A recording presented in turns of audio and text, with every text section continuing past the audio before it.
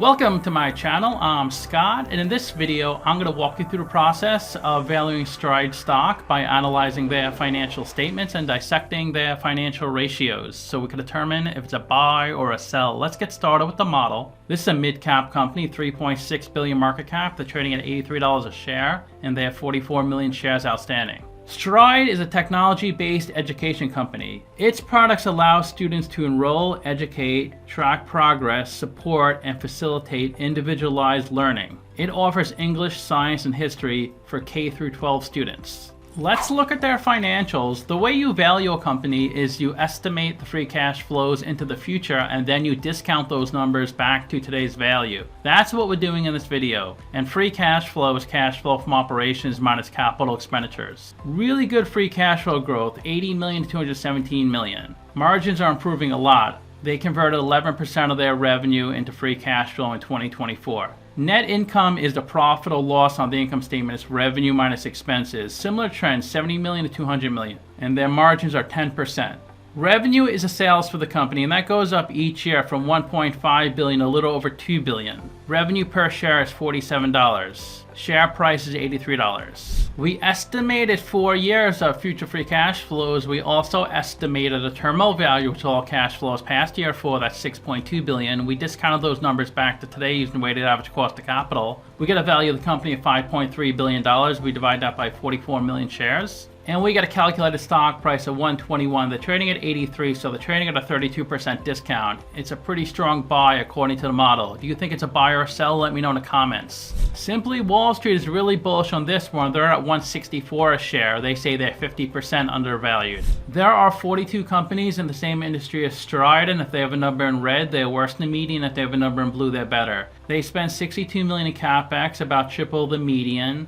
Debt to equity ratio is a little worse than the median at 0.4.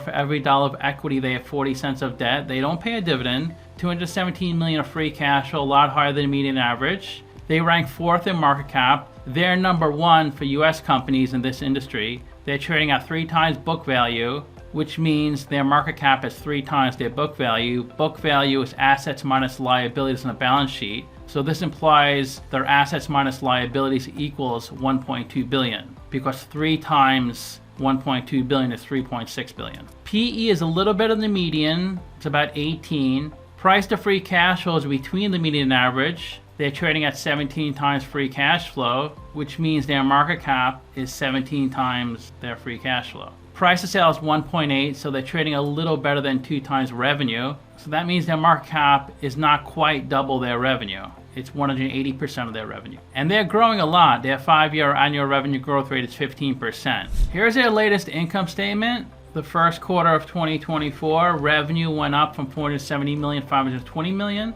Cost of revenue 319 million. So gross profit 200 million, up from 175 million. Operating expenses 113 million. So operating income 88 million. That's up from 72 million. They spent 2.4 million of interest on their debt. Other income was 7.7 million. So income before taxes 94 million, 25 million of taxes. So that gives them net income of 70 million, up from 55 million, and EPS of $1.63, up from $1.31. And they added some shares. Last year they had 42.4 million shares outstanding. Now they have 42.7 million.